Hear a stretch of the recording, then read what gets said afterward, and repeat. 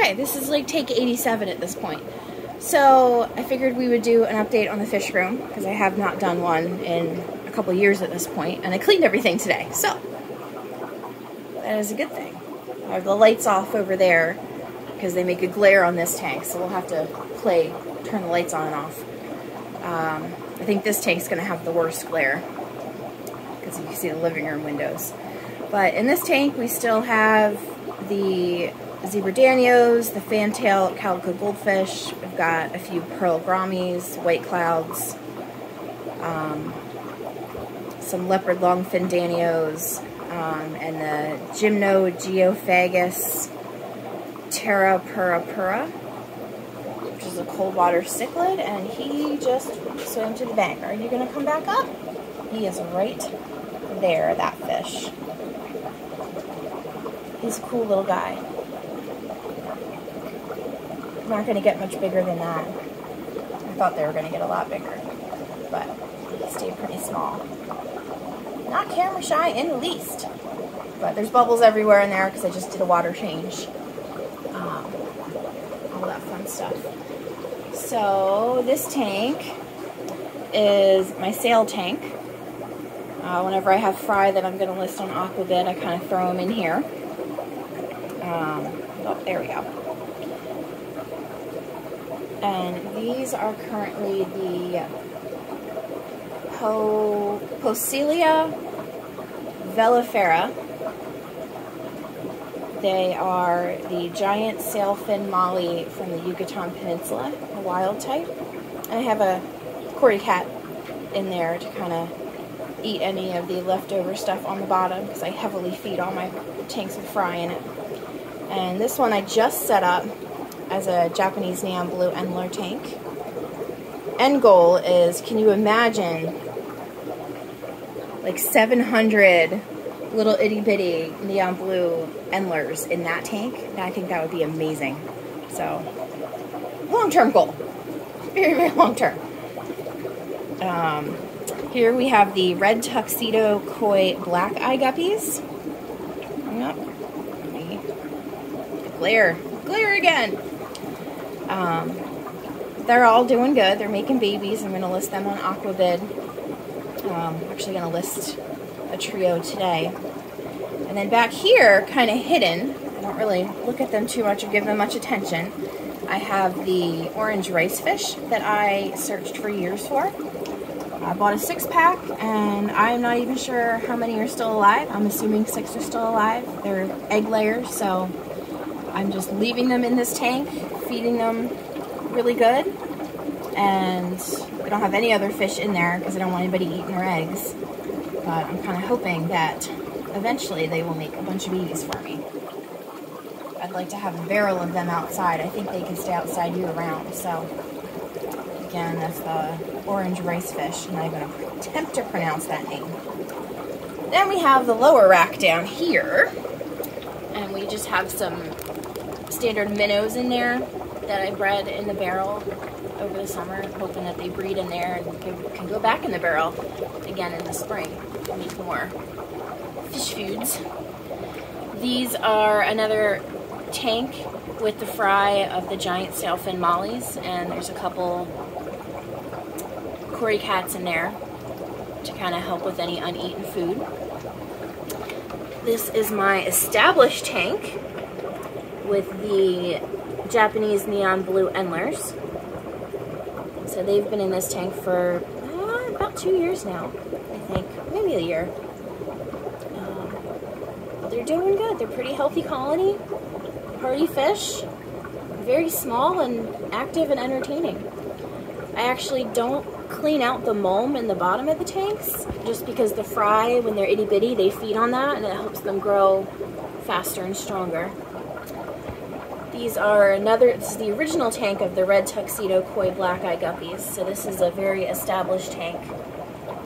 We've got, no, don't, the cat is moving the camera and she bit me. Okay, so red tuxedo koi black eye guppies are happy as little clams and swimming around in there. They're doing a great job of making more babies. And then over here we have the Platinum Fire Engine Red Tail Guppies. Both of these two guppies I got from Japan. Or no. Yeah, I think, no. I can't remember where they came from. They came Taiwan, I think, maybe. I'll have to go back and look at my records. But they came from out of the country, and they've been doing really good.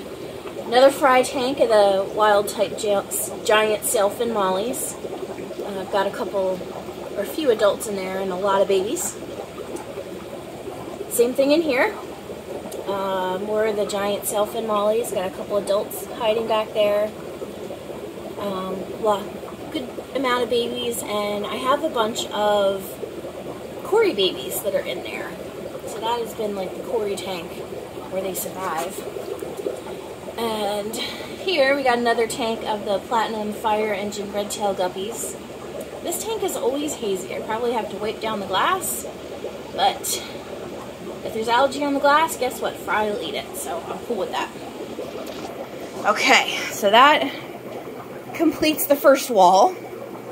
And the pump up there, that green pump, we had to replace that this past year because the pump burned out. That's what drains the tanks down.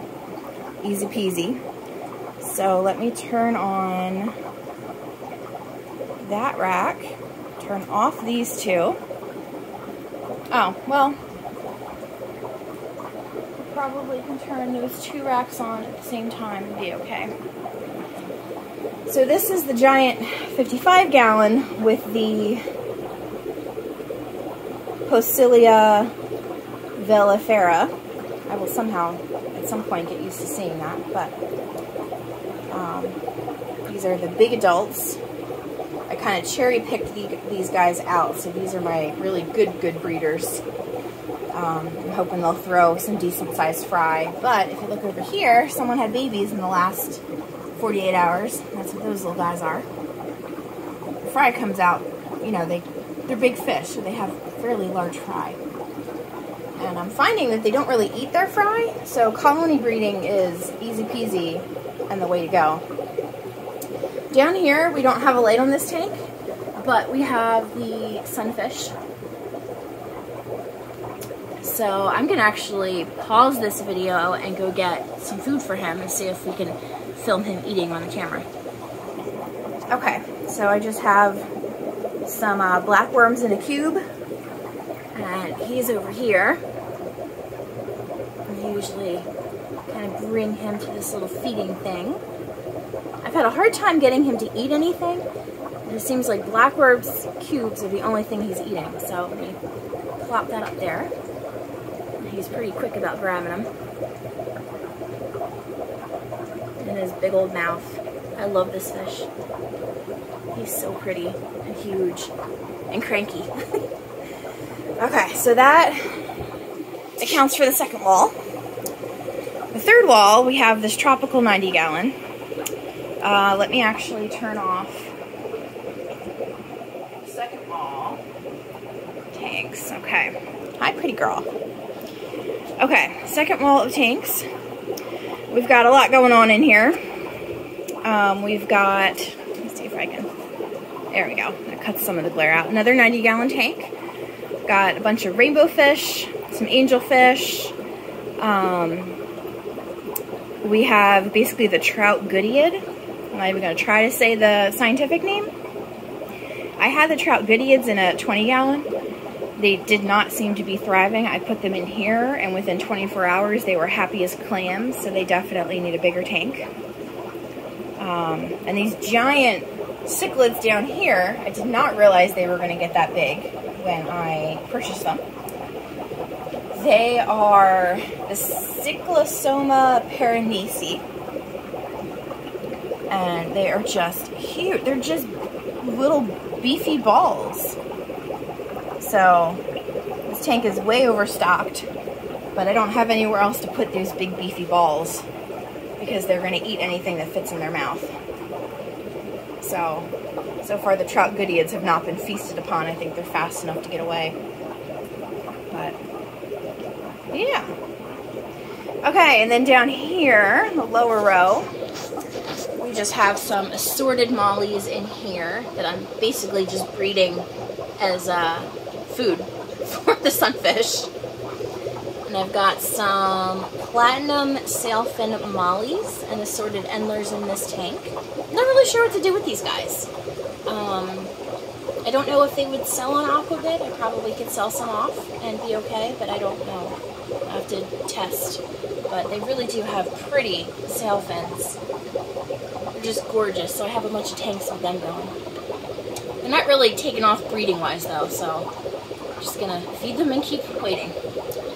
This, we have the butterfly Goodian. These came from Greg Sage, and I'm getting angry mugged because I'm not feeding him anymore.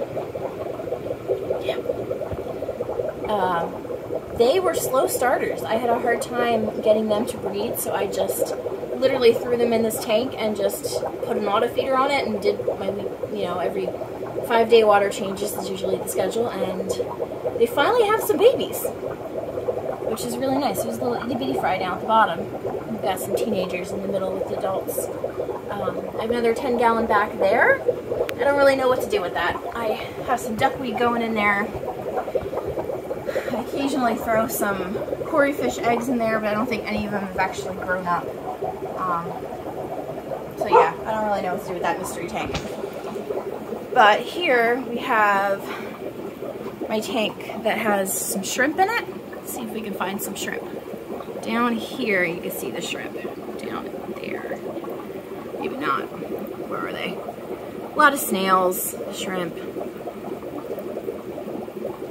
Of course now the shrimp is, oh, here's the shrimp right there.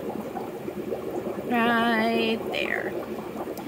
And I've got a cory cat that I actually just put in there. And hiding we have some more the platinum sailfin mollies. And then down here we've got a bunch of platinum sailfin mollies, a cory cat, and some snails. And it looks like an outbreak of, I can't remember what that stuff is called, the horrible stuff that zaps the fish. Looks like that organism's down there, so I'm actually gonna close the auto feeder, stop feeding, and hopefully those will leave in a little bit. So that'll be good. I have assassin snails in here. It's the main thing breeding in that tank because the platinum mollies are not giving me any babies. Maybe they aren't old enough yet. But that's kind of it.